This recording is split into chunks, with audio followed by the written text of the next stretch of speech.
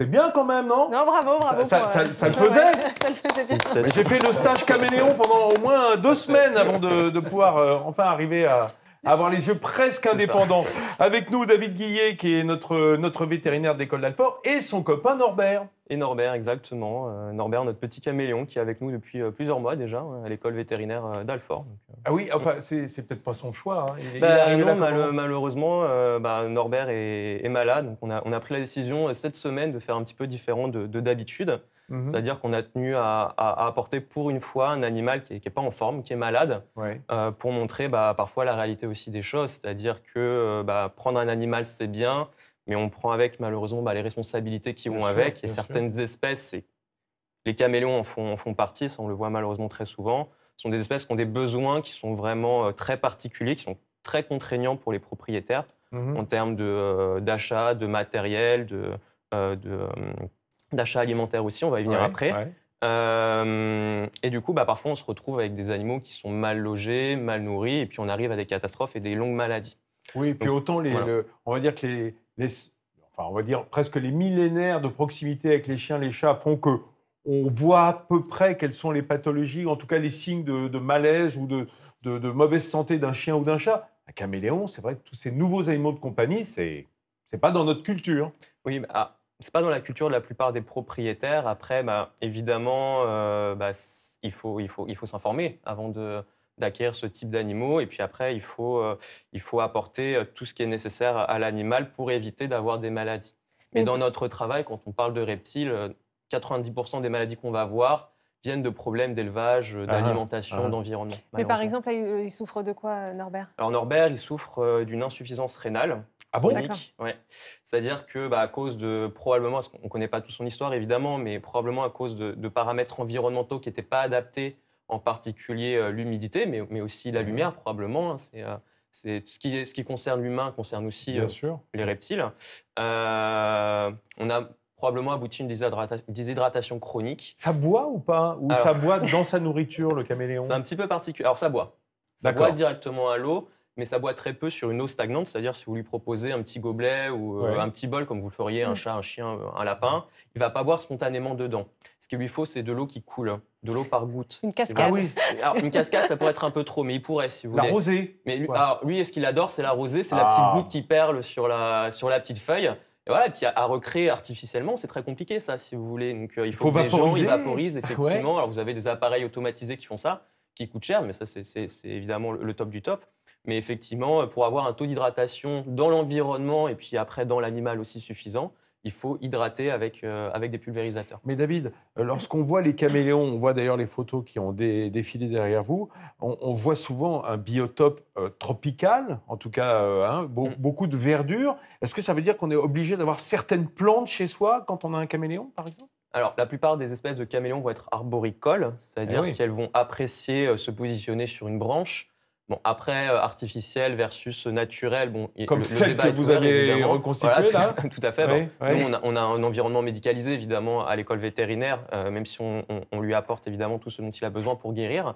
Mais c'est pas tant, en fait, le décor qui va être essentiel, c'est vraiment la gestion de la température, du taux d'humidité, qui va être essentiel. Voilà. Après, il lui faut une branche pour s'agripper. Et la nourriture, effectivement. D'ailleurs, je le trouve un petit peu palo. Je sais pas, par rapport à ce que j'imagine. Non, mais... Alors, plus vif comme coloris. Il est malade, donc évidemment, il n'est pas aussi flamboyant qu'il devrait l'être. Voilà, c'est ça. Ça, c'est un signe extérieur de sa pathologie. Tout à fait. Alors, parce qu'il est malade, il va avoir aussi des couleurs qui sont moins vives.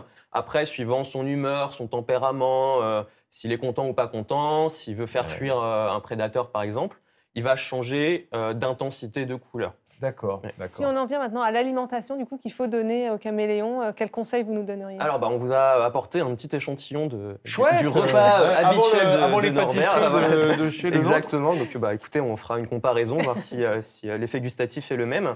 Alors, Norbert, qui est un caméléon casqué du Yémen.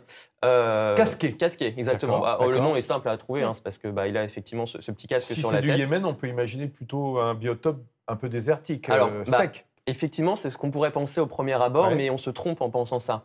Parce que le caméléon, lui, on va le trouver... Dans les oasis. Non. En fait, on va le trouver dans les petites broussailles, si vous voulez, dans les zones qui sont vraiment très humides, vraiment dans des zones vraiment humides du Yémen, donc c'est pas du tout en plein désert. C'est pas l'image qu'on en a. Absolument pas. Sûr. Non. Et d'ailleurs, ce serait une erreur de penser ça parce que justement, il a besoin d'eau, il a besoin d'humidité. D'accord. Et donc, il a besoin de manger des petits vers qui grouillent à côté de vous, par exemple? Alors, c'est un régime qui est omnivore, c'est-à-dire qu'il va manger à la fois de la protéine animale, mais aussi effectivement des végétaux. Ok. Alors pour les végétaux, c'est assez classique. C'est de la mâche qu'on lui a pris, effectivement. Écoutez, une salade classique, donc il pourrait aussi avaler d'autres types de salades sans aucun problème. Ou plutôt balsamique ou vinaigre moutarde Ça dépend de son goût personnel, évidemment. Après, effectivement, il va lui falloir une protéine, une source de protéine animale, qui est, dans la très grande majorité des cas, apportée par des insectes. Donc, écoutez, le petit échantillon qu'on a ici, alors ça, c'est un peu leur petit bonbon, c'est leur petit plaisir personnel, parce qu'il ne faut pas abuser, parce que c'est riche, c'est un peu gras. Ce sont les vers de farine. Oui. Voilà, donc c'est vraiment le goûter, si vous voulez. Ah oui, alors, ça, c'est la friandise. Voilà, c'est vraiment le petit gâteau, exactement, voilà. Donc, ça va être son petit plaisir personnel. Alors là, il boude un peu en ce moment, Norbert. Il n'en mange pas beaucoup, mais s'il en mangeait vraiment tous les jours, il viendrait. Ça le fait grossir. L'obésité existe aussi. Moins appétissant pour nous, en tout cas, il y a ces blattes là. Les blattes. Alors effectivement, on ne va pas ouvrir le sachet, sinon on va aboutir à une catastrophe. Je pense. Oui. Voilà. On a eu du mal à les éradiquer en plateau. Exactement. Donc les blattes. Là, pour le coup, ça va être intéressant aussi parce que ça va réveiller en lui un peu son instinct de prédateur. Donc, parce qu'il va il va essayer de l'attraper, il va essayer de le chasser. Alors, les caméléons, vous avez sûrement cette image de la langue qui se déplie et qui va, avec une espèce de ventouse au bout, aller attraper l'insecte. Souvent, c'est des moustiques qu'on a en tête, mais ça peut être aussi des insectes plus variés, et qui va rattraper comme ça et remettre après dans sa mouche pour être mâché et avalé. Oui, mais il a aussi un peu cette image de paresseux, de bête lente, etc. Est-ce qu'il peut se déplacer assez vite, le caméléon? Alors, ça va pas très vite. Ouais. La blatte va vite, en revanche. La blatte va vite, en revanche, effectivement. C'est la compétition, quoi. Et ici, on a des petits... Alors, si je ne me trompe pas, ce sont des petits grillons. Donc pareil, très stimulant pour notre ami Norbert quand il aura décidé de manger. Voilà. Merci beaucoup, David. Voilà, j'espère que ça ne vous a pas trop dissuadé d'avoir des reptiles à la maison, mais enfin, vous savez qu'il faut s'en occuper carrément. Voilà, c'est vraiment le message à retenir. Ça ne se fait pas à la légère, c'est le message que vous voulez faire passer aujourd'hui. Et puis quand ils sont malades.